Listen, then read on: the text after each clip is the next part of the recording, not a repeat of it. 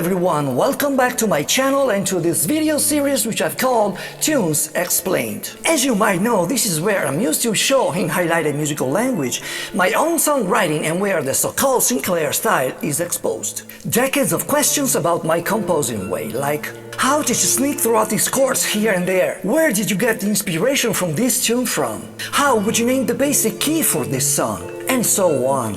Well, now you guys got all of that.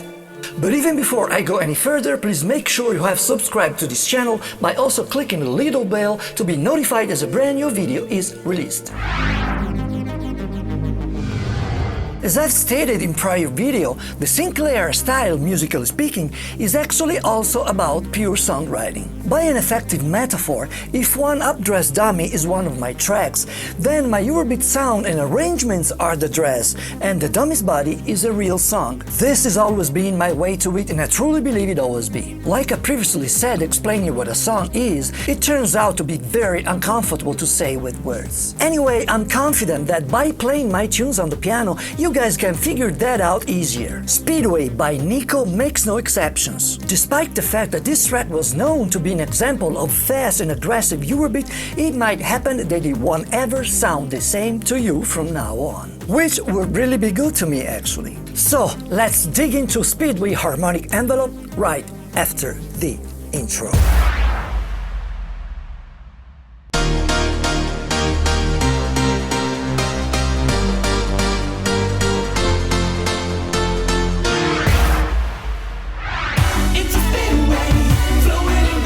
Speedway by Niko is actually much more complex than it seems. It's basically in the key of B minor, but keeping perfectly in line with my own songwriting style. I've made two different melody line notes the pivot of this tune and then wrapped a couple of other keys around them. The two single notes are F♯4 and G4. The harmonic pattern for this verse is 5 bars plus 5, and I wanted it to be a mixture of tonal and modal environment. It starts with the song's root chord B minor, followed by suspended E and one reharmonized G major 7th chord with D in the bass. Then A major with C# as a tonic and back to the root chord B minor. As I usually do, the bridge shifts the whole song's paradigm with a quite rude key modulation. In this case, I've been modulating the key of B minor mode to B major mode with F# major chord, and that is 2 bars long. In fact, the second chord at the third bar, I got back home into B minor key, G major, B minor, A major, and then here yet again one of my own typical transitional modulation to G major with C major and D major chords. I wanted the refrain not to be too much trivial with G major, and so I started it by one jazzy chord G major 7th, which is also strongly affecting the lead melody line. It follows suspended A4 and a B minor. The second half of the refrain restarts with G major 7th, suspended A4 and a B minor again. The cue for the final refrain part starts with G major, B minor and ends with another 2 chords transitional modulation. To E major this time by the chords of E major with G# as a tonic and A major. And finally, I've made the same thing lying down on the exact same refrain chords by following a slightly different melody. But let's get to the piano and play it all. Here we go, Speedway step by step. Verse goes like this: B minor, suspended E, G major 7th with D in the bass, which is an inversion of this one, okay? Then A major, and back to the root chord B minor. Dramatic modulation here for the bridge to B major key with this lonely chord F# major. But very soon here, back again to the root key B minor with G major and B minor. Now A major.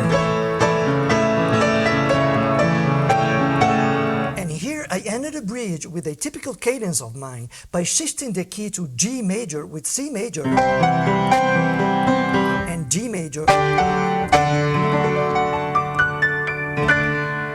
Such a cadence would make me land easy on the very first refrain chord G major, but I didn't want it to be that cheesy so that you commonly would expect. So you would expect right? On my Speedway. But instead I wrote on my Speedway with F sharp here. Okay? G major, major 7th. So from the scratch, G major, major 7th. Suspended A4, B minor.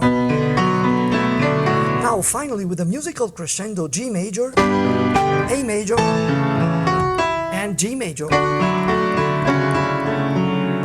This G major is followed by A major with C sharp in the bass. The second part is exactly the same.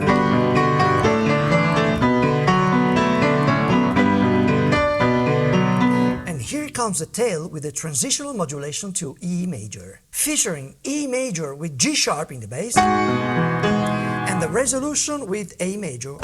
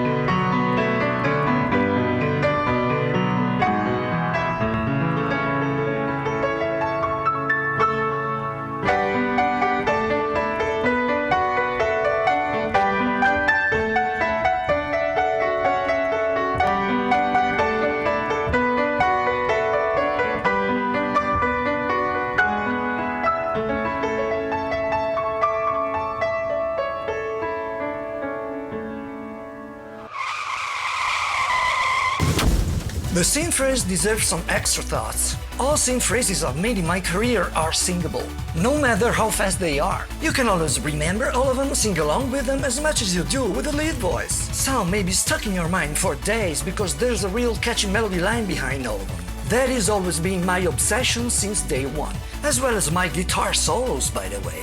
The speed just for the speed? I don't care. Music is not sports. There's no technical challenge into music deep sense. Of course, I'm not saying all musicians should follow this route. I'm just saying that this is my own way to conceive the fast beat music. But now, let's go back on the piano.